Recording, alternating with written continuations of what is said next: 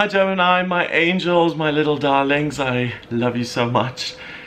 Your horoscope for March 2019, it really starts on the 2nd of March when Venus, the planet of love, beauty and creativity, moves into Aquarius in your 9th house.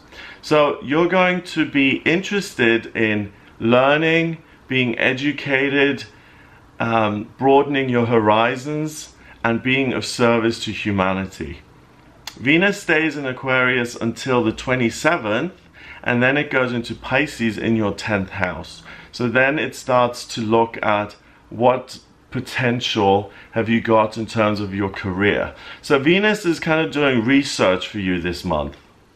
For the majority of the month, it's about learning, and by being of service to other people, you're being of service to yourself. So you may learn something that helps others, but what ends up happening is that you've got more skills and that you can add value to other people's lives, which is going to enrich their lives, and then they'll pay you back in the form of social acclaim, applause, and money.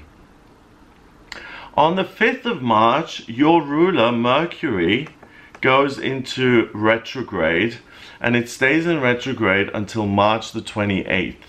It's in Pisces in your 10th house. Now you've got a lot of energy in your 10th house of career and work. You've got Neptune, the water planet of imagination and intuition. You've got the Sun in Pisces. You've got the transiting midheaven, which is work. And you've got the Moon, which is the most sensitive part of who you are, also in Pisces in your 10th house. So this retrograde isn't particularly negative, because what it allows you to do is it allows you to look at your career in a completely different way. You look at it from a spiritual perspective. You kind of go, you know, how do I feel about this? Instead of just using logic, you're now listening to your feelings intensely, and that's how Mercury is going to communicate with you, through your feelings. Venus, remember, is in an air sign, Aquarius, so that's positive and balances this out.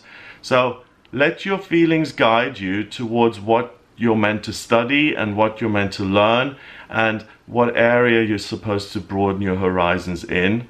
They work very nicely together, and then when Venus joins that lot in your 10th house, you'll really have an understanding of the type of work you want to do. So if you're a Gemini who is uncertain about their career, or you haven't figured it out yet, March is going to be a really great month for you to figure it out. Now on the 6th of March, we've got a new moon in Pisces. I'll make a separate video on this, but a new moon is when the moon is totally black, and it sits next to the sun, and it recharges its batteries, and it pulls loads of Pisces energy in. It's in your 10th house of career. So Pisces is about spirituality, it's about self-sacrificing, it's about intuition and psychic ability, creativity, and also nurturing others. So all of those things are highlighted. You've got Mercury also sitting there in Pisces, so you're really going to look at what you're doing in the sense of, the standard is, am I being creative? Am I helping other people? Am I using my intuition in some way? Because as a Gemini, you're hyper vigilant anyway. You're talking, you're always looking at information. You, even if you don't think you're particularly psychic, because you work with information so much and you pay so much attention, you make yourself psychic. So listen to your feelings here. It will give you great information when it comes to your work and your future work. Now on the 7th of March, something major happens. Uranus is an outer planet, so it moves very slowly and its path is chaotic and all over the place. And Uranus is the planet of eccentricity, rebellion. It's like taking a plug and putting it into a socket. It's electricity, it's energy. That goes into Taurus, the sign of money, stability, security, creativity, sensuality, and it goes into your 12th house of spirituality and spiritual strength. And it stays there until 2025, 2026, depending on where you are.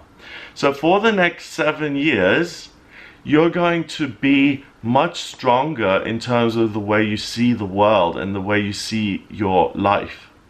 You're going to have freedom where before you felt trapped and stuck. Like, you may have felt that, oh, you know, I have to go to university and I have to get a proper job and I have to do everything by the book. With Uranus in your 12th, you're like, oh, I don't care about the rules of society. I'm going to do my own thing here. I'm going to come up with something completely unique and completely different. And it really benefits you in terms of how you perceive your life, and there aren't going to be any obstacles for you. You're just going to bulldoze your way through. Now, because it's an outer planet, it can have implications for the world, so we might see changes in the economy, but for you personally, it puts steel in your spine, and you become really strong, and you become really able to stick to your guns and see them through. And also your options and your horizon really broadens, and your eyes are opened. So that keeps you going until the 20th. On the 20th, we have a full moon, which is also a super moon, so it's bigger than usual. The first 3 moons of this year have been super moons. And that is in Libra, in your 5th house of love and romance. So the full moon is when the moon is able to kind of release its energy, and it goes, ah, I'm relaxed now. And that happens in your 5th house. So you're showered with Libra energy, which is about connecting with anybody, regardless of race, gender, creed, religion, whatever. And it really opens the opportunity and the doorway for love and romance to occur. So from the 20th onwards, romance is in the air for you. It's also the spring equinox on the 20th. So that's an equality between night and day. And it's springtime. So spring is sprung here on the 20th. The sun moves into Aries on the 20th as well. So the sun is now moving into your 11th house. It's been in your 10th house in Pisces. So you've been considering your work and feeling your way through it and kind of thinking, what can I do differently? Now with the sun going into Aries, it's about let's implement these ideas and let's get going. So you're going to be busy manifesting your hopes and dreams career-wise from the 20th onwards. Mercury goes direct on the 28th of March. So it's still in your 10th, but you're going to see things from a more proactive point of view now. Rather than looking within, you're going to look externally to see where the opportunities are. And on the 31st of March, Mars, the planet of masculinity and drive, that goes into Gemini in your 1st house. So you enter April really being comfortable in your skin, really knowing what you want to do, and you create opportunities for yourself, especially when it comes to making your working life and career hopes and dreams come true. So that's what I get for you in March. I hope you have a wonderful month. If you'd like a private reading with me, please get in touch via my website. It's gregoryscott.com. Click on the readings tab to order your reading. In my personal readings, I use astrology, tarot, and numerology. The astrology chart is a blueprint of your soul. It's amazing that I have access to this stuff. It shows me what your life purpose is, what your vocational aptitudes are, what your strengths and weaknesses are that you need to kind of work with, or if you want to work with them. What's destined for you in love and romance and spirituality and career and finance. And I can also look at what's coming up in future. So if you're interested in that, please order your reading on the website, gregoryscott.com. If you like my videos, please share them and hit the subscribe button. And I'll speak to you next month.